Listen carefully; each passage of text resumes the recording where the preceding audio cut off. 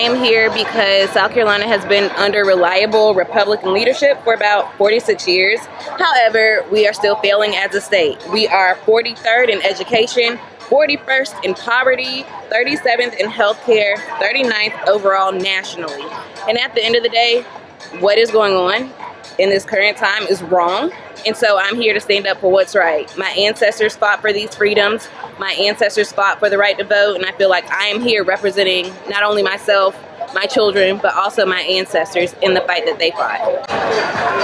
This poster represents that politicians should not be able to pick their voters by redrawing lines unethically after the Supreme Court has already deemed that they were not racially divided or drawn.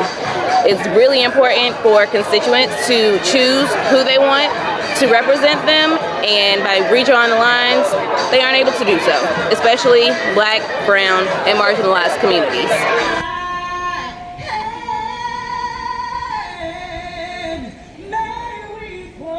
South Carolina's elected officials are answering the call from the White House. They're doing exactly what Trump has asked them to do. Discard their principles, trash their commitment to election integrity, and make sure that South Carolinians are represented only by Republicans in Congress. The congressional voting map that they're debating in the Senate right now is drawn to make sure Republicans always win, even though Democrats and independents combine make up a majority of voters in this state. They can call it politics as usual, but this is blatant voter disenfranchisement. And if they enact this new voting map, more than 1/3 of South Carolinians will wake up in a new congressional district in the middle of an ongoing election. It's a recipe for chaos. And who will bear the brunt of this chaos? Black voters. Half of Black South Carolinians will be moved into a new congressional district. As usual, the decisions made in that building behind me disproportionately hurt Black people. I just want to make it really clear that a lot of people cannot make it here, y'all, and that is also because of oppression. And so we have a responsibility to be the voice for not those who are voiceless, but those who have been silenced. People who have been silenced. When we stand in these subcommittee hearings and they just pass bills without any regard for the fact that every single person who showed up was in opposition to it, that is creating a voiceless constituency. And I want to tell South Carolina, wake up.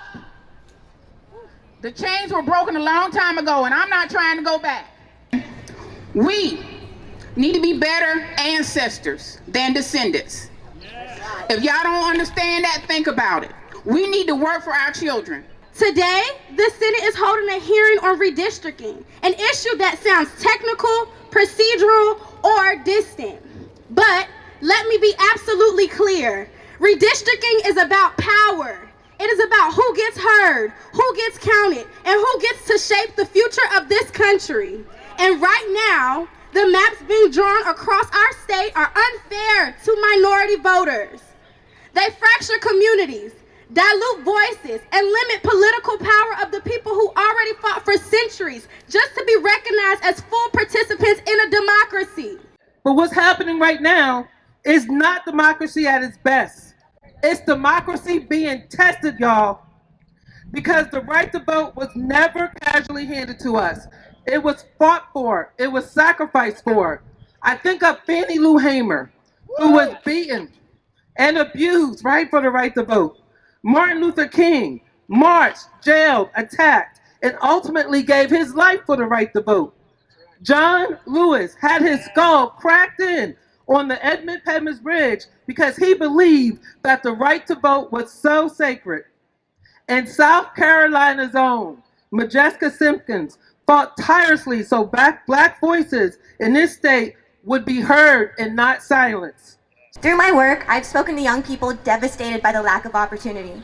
I've spoken to neighbors making impossible choices between childcare and their groceries. I've spoken to people having to share their insulin because they cannot afford the medication they need to stay alive. These are the emergencies that the citizens of South Carolina are living through. Yet somehow 6 million taxpayer dollars for political chaos can be justified. You don't have to have a political party to see the BS in that.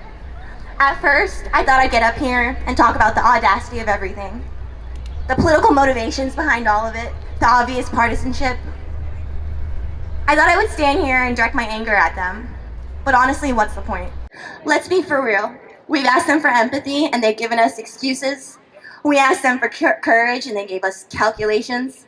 We asked them to fight for us and too many chose party loyalty, political games, and donor pressure over the actual needs of the people that they were elected to serve. And that's pretty obvious betrayal. They're afraid of what happens when we fully realize our potential. And this week, it became even more clear. Not only are they trying to silence our votes, they're trying to silence the very people we elected to speak for us. They are changing rules, shifting systems, and moving the goalposts in real time to keep certain communities down and protect those already in power. Because it is not normal for elected officials to fear voices of the people they're supposed to represent. It is not normal for communities to consistently have to fight just to be heard. And it is definitely not normal for people to openly weaken Black representation while claiming they're protecting democracy. It is our duty to fight for our freedom. It is our duty to fight for our freedom. It is our duty to win. It is our duty to win. We must love each other and respect each other. We must love each other and respect each other. We have nothing to lose but our chains. We have nothing to lose but our chains. We have nothing to lose but our chains.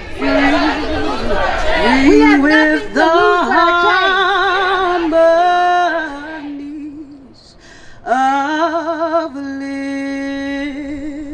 liberty, let our rejoicing rise high as the listening skies. Let it resound loud as the rolling seas. Sing a song full of the faith that the dark past has taught us. Sing a song full of the hope that the present has brought us. Facing the rising sun of our new day begun. Let us march on till victory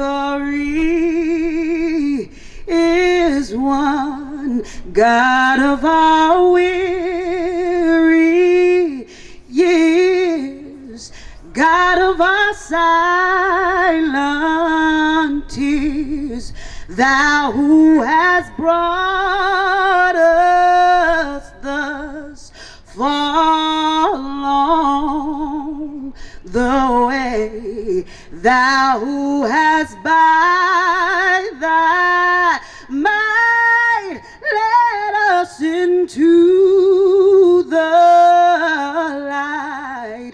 Keep us forever in the path we pray, lest our feet stray from the places, our God, where we met Thee last. Our hearts drunk with the wine of the world, we forget Thee, shadowed beneath Thy hand. May we forever stand true to our God, true to our name.